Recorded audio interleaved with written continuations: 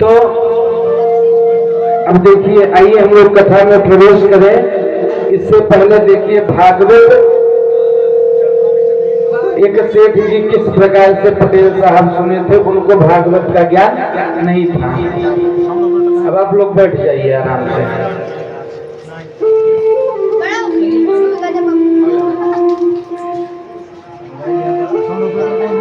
एक पंडित जी थे,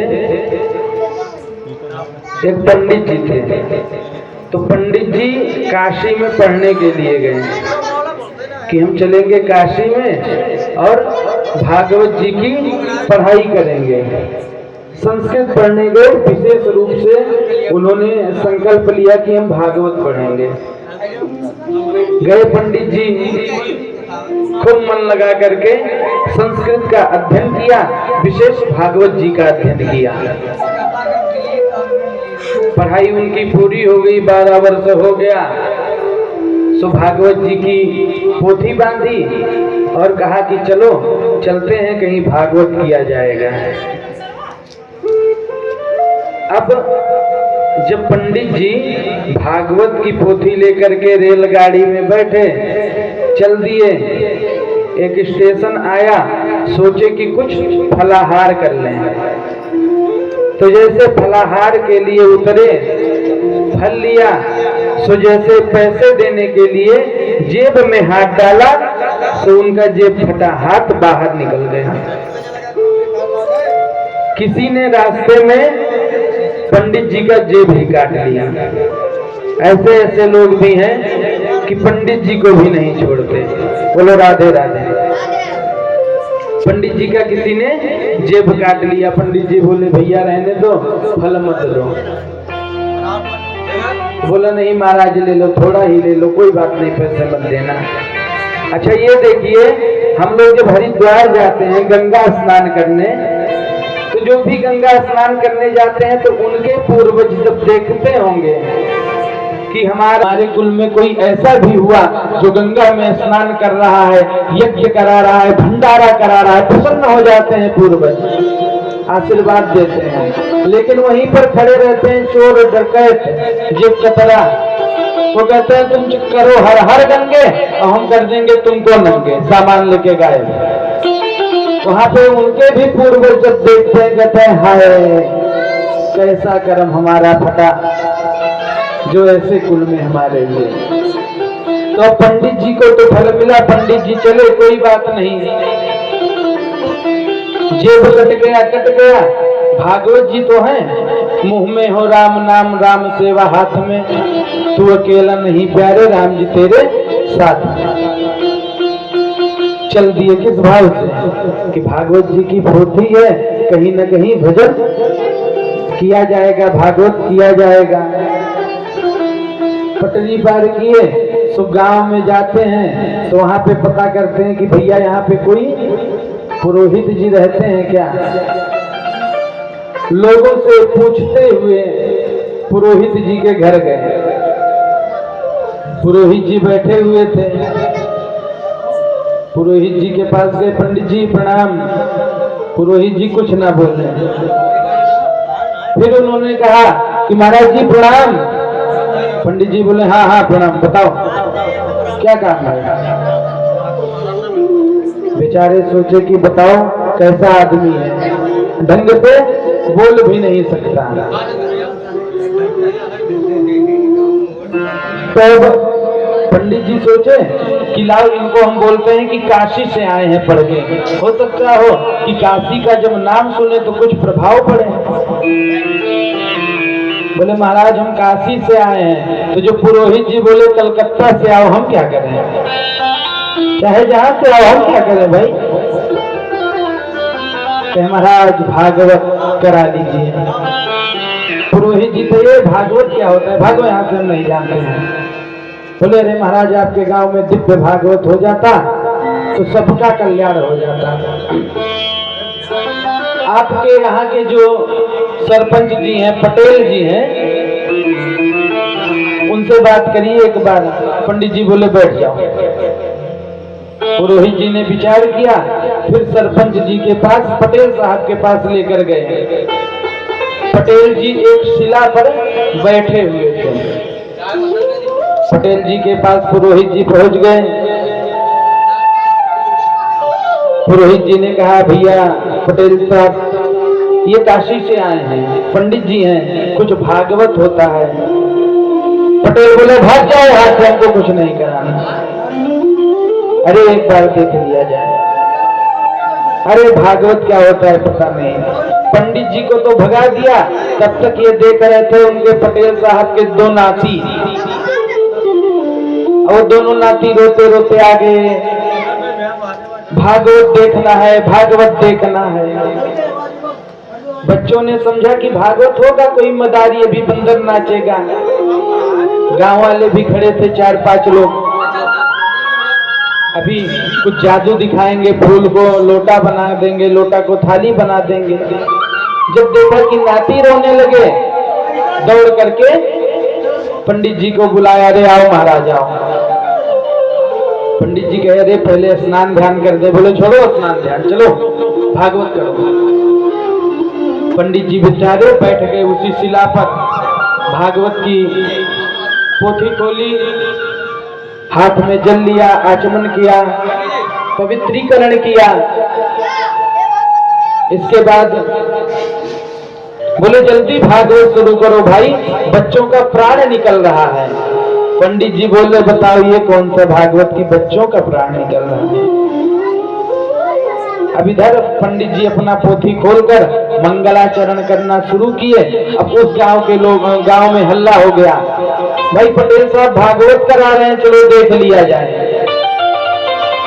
अब पंडित जी धीरे धीरे अपनी पोथी खोल रहे हैं। लोग सोचे अभी कौवा उड़ेगा, अभी चिड़िया उड़ेगी, अभी बंदर निकलेगा। पंडित जी अपना मंगलाचरण कर रहे। तब तक जो पटेल साहब थे वो भी अंदर गए, भोजन करके बाहर चले आए। और पटेल साहब का आदत था कि जब भोजन कर लेते थे तो सोने का, पटेल साहब सो गए। अच्छा यहाँ तक सही था, लेकिन कुछ देर बाद पटेल साहब खर्राटा मारने लगे महाराज। एक सज्जन बोले महाराज जी ये साउंड स्लीप हो रहा है ये।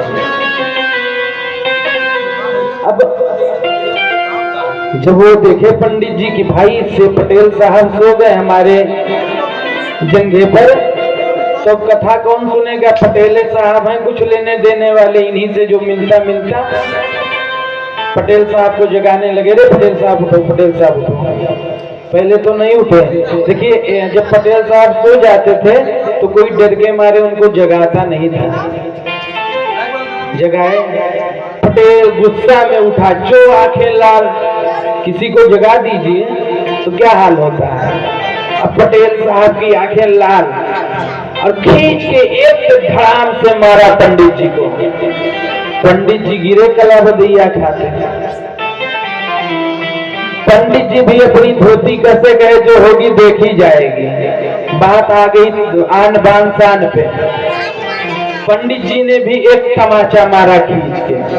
गांव वाले बोले हट जाओ भागवत शुरू। अब पंडित जी और पटेल साहब दोनों का बाजम भाजी शुरू, लत्तम घुस्सी शुरू हो गया महाराज। गांव वाले कह रहे हैं हट जाओ भागवत शुरू है, भागवत मैया आ गई। गांव में अनाज रखने के लिए गड्ढा किया जाता था। दोनों लड़ते लड़ते जाकर उसी गड्ढे में गिर पड़े। अब उसमें गिरे तो कोई छुड़ाने न जाए, बोले भागवत मैया आई है।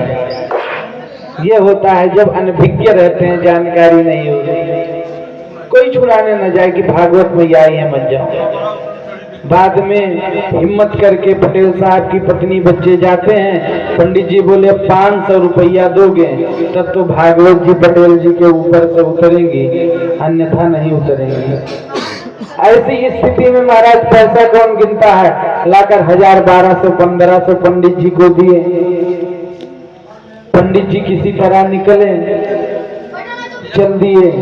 गांव वाले देख रहे हैं, वो देखो भागवत भी आधे रास्ते में पहुंची गई। वहां कुछ सज्जन खड़े थे, बोले पटेल साहब तो थे भी जो भागवत करा लिए, हमारे बस की बात नहीं।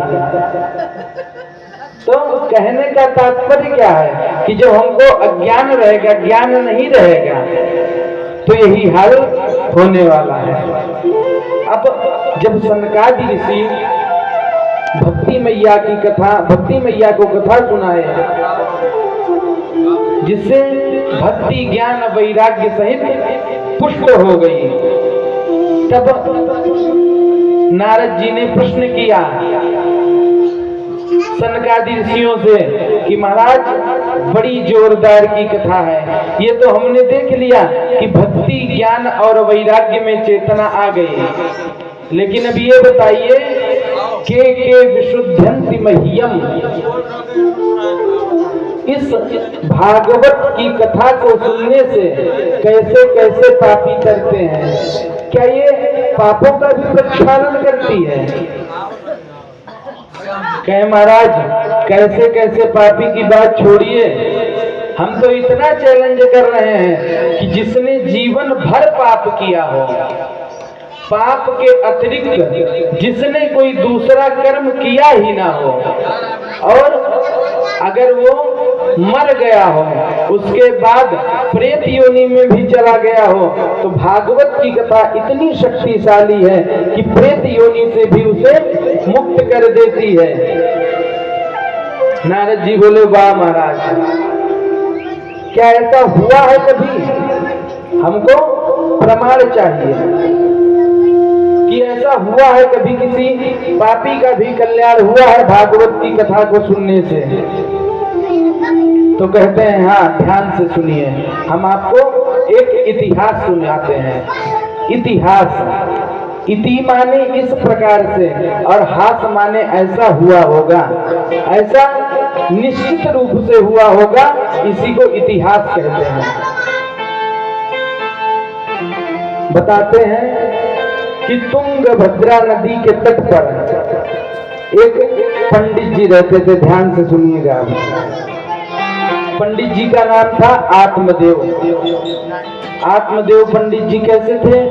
त्रिकाल संध्या गायत्री करने वाले वेद पाठी ब्राह्मण थे। नित्य भगवान का पूजन भजन अर्चन किया करते थे। लेकिन उनकी जो पत्नी थी धुंधली देवी, धुंधली देवी का स्वभाव ऐसा कैसा था? लोक वार्ता रत्रा क्रूरा प्रायशो बहुजल्पिकम शूरा च गृहकृत्येषु कृपणा कलप्रिया। धुंधली का स्वभाव ऐसा था कि अगर जब तक किसी के घर में लाठी न चार्ज करा दे तब तक उसका भोजन पचता नहीं था। उसका काम ही था इधर का उधर करना, उधर का इधर करना। पंडित जी बेचारे बहुत सीधे साधे, और जितने सीधे साधे हमारे पंडित जी आत्मदेव जी थे, उतनी ही उल्टा उनकी पंडिताइन धुंधली जी भी थी। पंडित जी के पास भगवान की कृपा से सब कुछ था, लेकिन उनको कोई पुत्र नहीं था।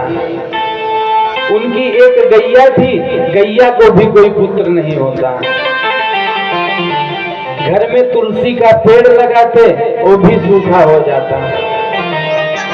पंडित जी बेचारे एक दिन बहुत दुखी हो गए। उन्होंने संकल्प किया, लोगों के ताने सुन सुनकर बेचारे परेशान हो गए थे,